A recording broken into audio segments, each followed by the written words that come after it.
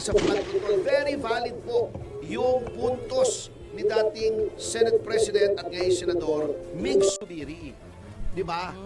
Iniiba yung priority ng edukasyon, yung health, binabawasan, nilalagay sa flood control.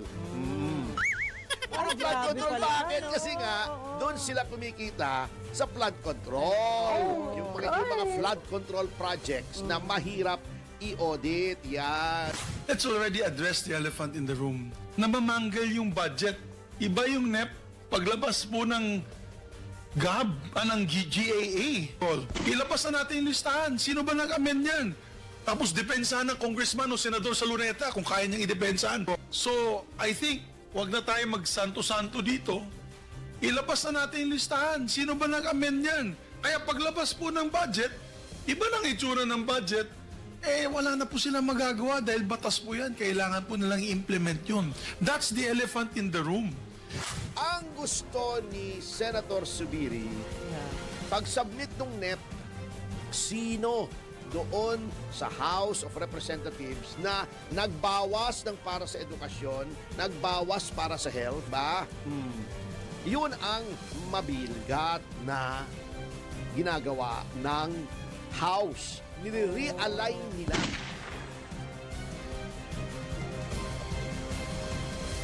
Anyway, nanood ka ba, Ma'am Jubes? Ay, grabe ang inyong press con.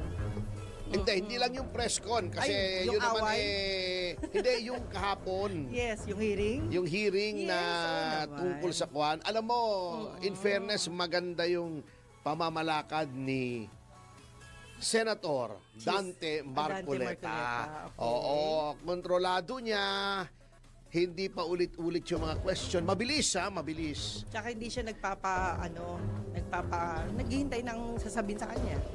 Yes, oo. Medyo firm siya, pagkatingin niya binobola siya, pero ginagalang ang karapatan ng lahat ng tao. Correct. Yan. At siyempre, ang higit sa lahat, in-announce niya, di ba? Antimano sa kanyang opening statement.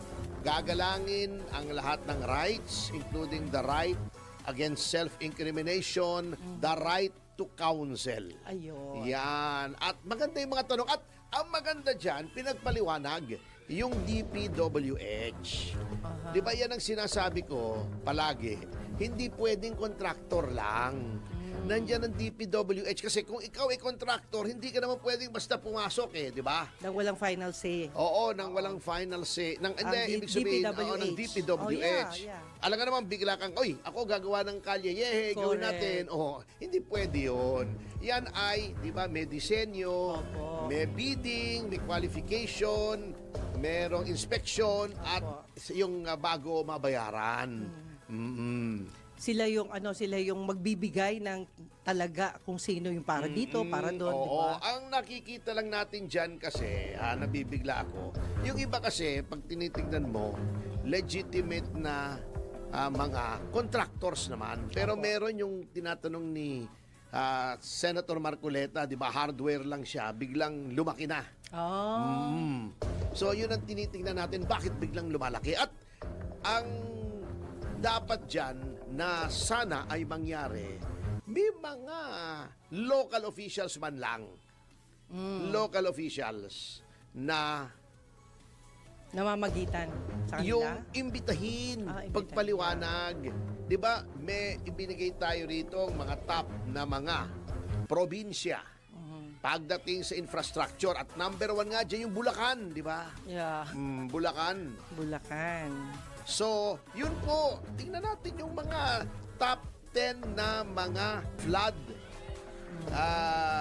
na mga probinsyang may flood control projects. Opo. At yun nga ang nagtataka, ito ang dapat na tingnan natin. Pagdating sa flood control, very valid po yung puntos ni dating Senate President at ngayon Senador Mig Subiri. Di ba? Yung NEP, di ba, kaya nga in-explain ni Secretary Bonoan ng DPWH. Opo. Di ba sabi ko nga, bakit ang DPWH ay dapat panagutin din, di ba? Yeah. Okay. Kasi nga, pinapaliwanag ni Secretary Bonoan, di ba? It all starts, di ba, pinaliwanag na natin yan. Yes. Ang GAA naman, baka akala nila, nanggagaling spontaneously from the House. Kasi sinabi natin, the House holds the power of the purse. Pero, parang ano yan eh, parang misis mo at saka, yung parang mag-asawa. Yes. Sasabihin nung misis mo, eto ang budget natin ha, eto ang gagastusin natin sa kuryente, sa tubig, sa pagkain, sweldo nung maid, di ba? Yes. Opo. Pampabeauty ko, yan, di ba? Baon ng mga bata, etc. Yang misis, yan yung Pangulo. Opo. At magsusumiti siya sa Kongreso, sa House, Ayun. ng National Expenditure Program. Opo. Ito ang priority ko, edukasyon. Ito ang parang wish list yan eh. Parang, honey, ang pangmatrikula natin ay ganito ang budget. Ang ating pang-kuryente ay ito ang budget. Okay. Yan. Panggawa noong bubong para hindi tumulo, yun ang flood control. Ito, Ang ganda budget. lang. Yan. Okay. Pupunta yan sa lower house. Yan. Ang lower house titingnan.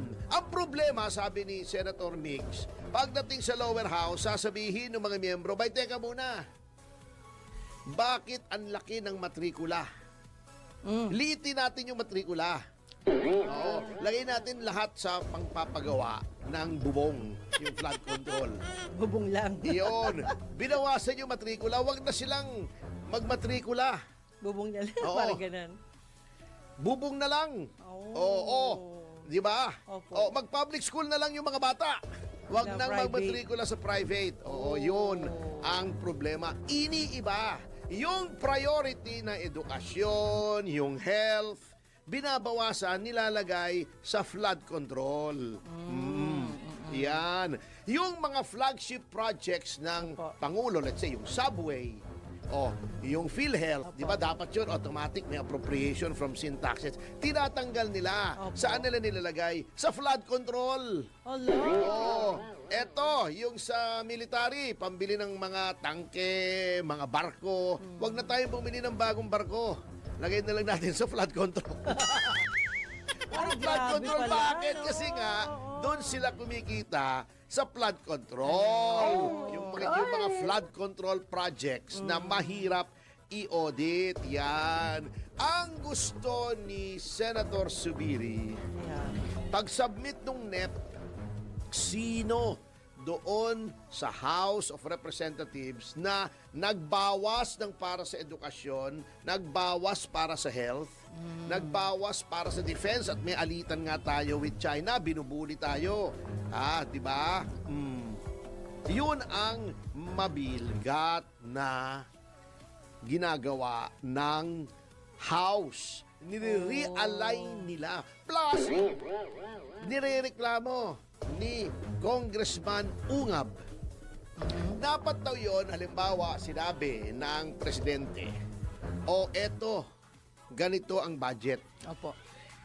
Pwede mong bawasan yon, pero wag na wag mong dadagdagan.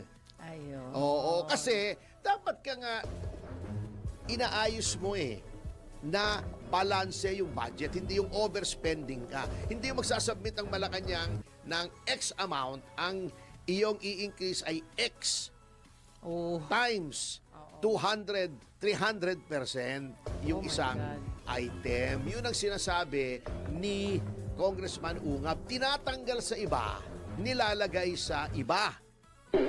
Merong automatic appropriation yon. Meron daw 14 na batas na may automatic appropriation para sa mga iba't ibang mga priority projects. At isa nga dyan, yung PhilHealth na kinukuha dun sa mga taxes on liquor, cigarettes. Bakit pinapakialaman daw yon? Bakit ginawang zero ang budget ng PhilHealth pagdating sa kinukuhang revenues from the sin taxes so-called? Yun ang mabigat. So yun ang kinagagalit ni Senador Zubiri. Puro irregularities daw pagdating doon. Oo, tama. Malungkot yan. Maraming problema yan.